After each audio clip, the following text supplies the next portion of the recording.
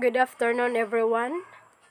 Our topic is all about common poultry disease prevention and control. So this is the continuation of Akdel's report. My assigned topic is all about the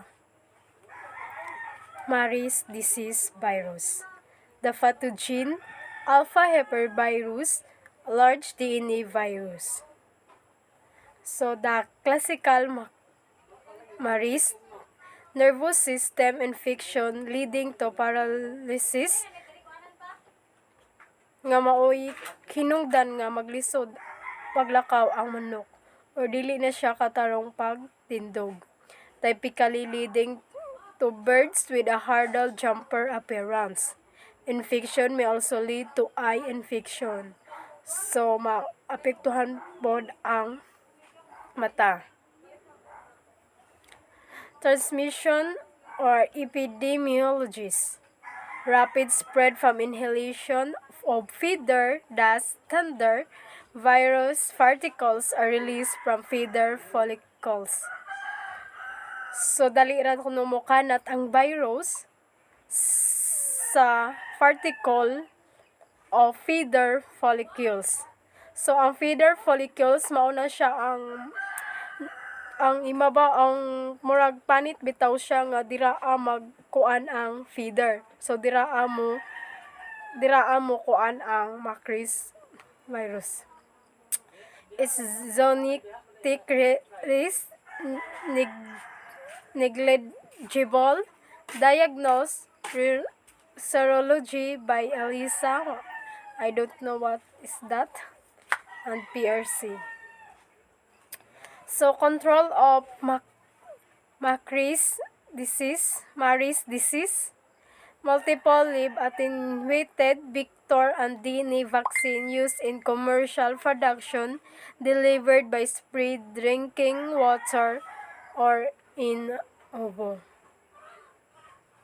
So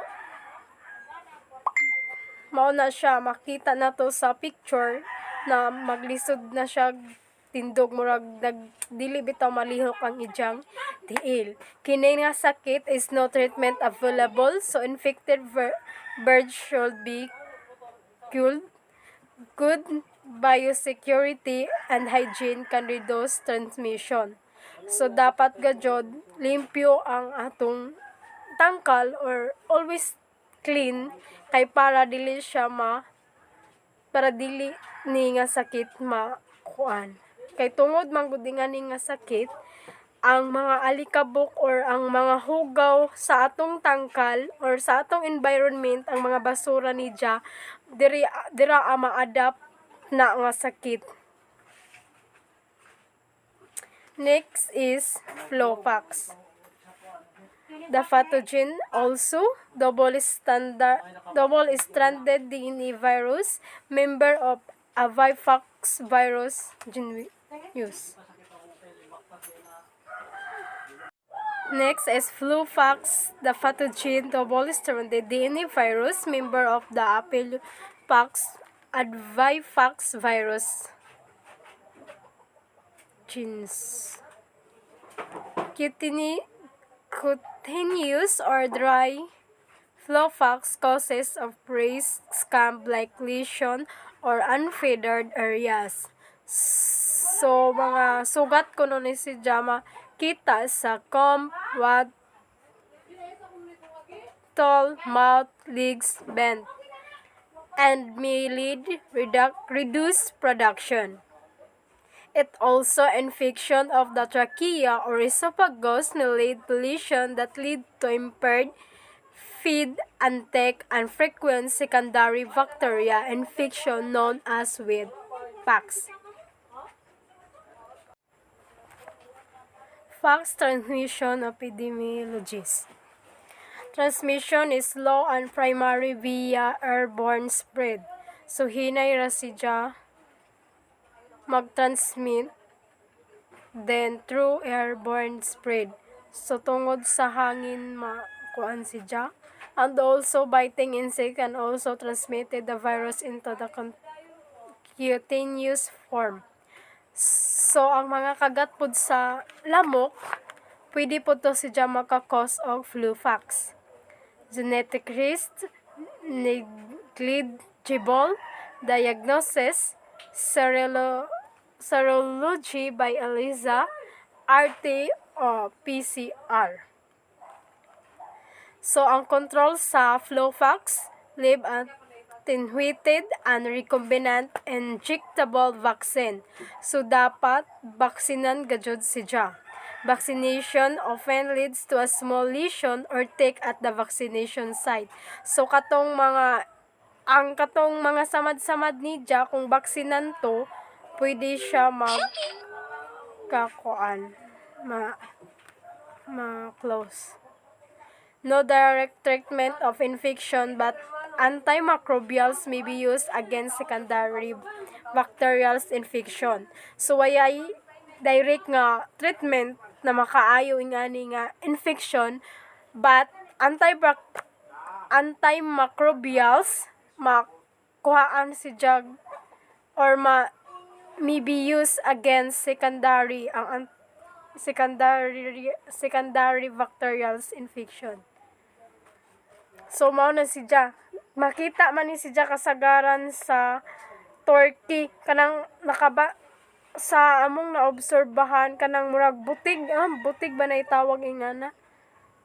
Mas, murag mao na itawag diri, butlig ba na? Butlig man siguro. Basta, dili ko familiar. Basta, murag, mao ra yang nabatian sa ilaha. Kanang sa mata siya nga, murag siya muburot bitaw. Kasagaran ni naa sa Turkey. Avian retroviruses. The pathogen avian leukosis virus, ELV alpha retrovirus group associated with formation of tumors including sarcoma. So, kini inasakit is formation of tumors. Roseocorma virus, first discovered as oncogenic virus, closely related to ELV together from the avian leukosis sarcoma virus group. ALSV or ESLV, retrocoliondotelia viruses, REV, JMA retroviruses, which can lead to leukocytes tumor formation but often carried without disease. Next is avian metapneumovirus, the pathogen in the developed group of RN viruses, member of Paramyxoviruses family. Paramyxovirus family. So, clinical signs can lead to swollen head syndrome in broiler chicken and breeders. Low mortality respiratory disease in chicken, which can lead to swelling around the eyes and nasal discharge. So, makuha ni siya sa swelling kuno around the eyes and nasal discharge. Infection in chicken can show little or no clinical signs. Bacterial secondary infection are common. In Turkey, infection causes a more serious disease of Turkey rhinotracheitis virus. Transmission of direct contact with plaques. Genetic risk negligible. Ang control niya is live attenuated and inactivated vaccine. Use an antimicrobials to control secondary bacterial infection. So, good management para makontrol na nga sakit sa manok or sa turkey.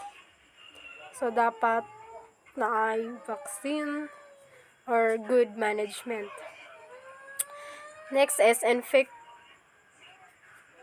infectious bronchitis virus, IVI, the pathogen avian restricted coronavirus, RNA virus. So, clinical signs, respiratory distress, often affecting the whole flock, signs including coughing, sneezing, gasping, and discharge from the nasal activity and reduced production. So, makuan ko nun nimo si sa ubhon, gas, kuan, mabantayan, majud na to ang manok. Kanang kung sipunon si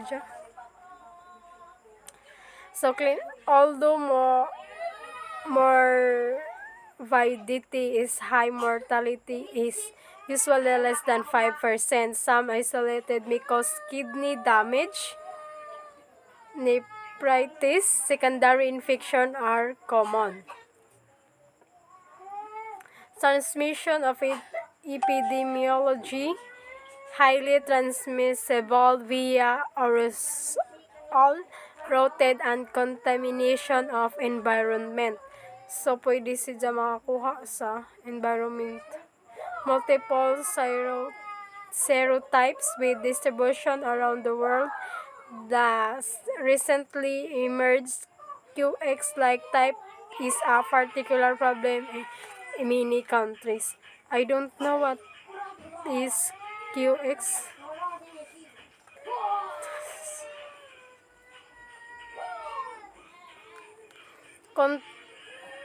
Controls of multiple vaccine available across serotypes including against QX strain. Protection across serotypes is limited, so ideal vaccination regime may require multiple vaccine, example triple vaccine. So next is infectious laryngotracheitis, ILT, the pathogen alpha herpesvirus, galled herpesvirus. Clinical signs, acute respiratory disease, affecting birds by display gasping, coughing, and foamy, sometimes bloodstem or caseous or sheezy exudate from mouth and nasal cavity. So, makakuan ko no nimo si sa mura maghihapon ni sila no, parihara sila halos sipunon ma. Pero sometimes ko no makuan si sa bloodstem. Significant mortality may occur due to hemorrhagic lesion of trachea restricting breathing. So, maglisod ginhawa siguro. Mild and latent forms of infection show few if the clinical signs of virus may still carried. So, transmissions epidemiology. Transmission primarily via airborne spread of droplets due to coughing, etc. Also, infected birds may remain carriers for life. Zoonotic risk negligible. Live untreated vaccine including Flovax vector vaccine. Biosecurity and management. Those are the controls for this disease. Next is other viral infections, avian encephalomyelitis virus, coronavirus that cause epidemic tremor. Infection can lead to a range of neurological problems including tumors. Avian adenoviruses are a group of DNA viruses. at least 12 serotypes infected the chicken where they initially grow in the intestine but may spread across infection throughout the body.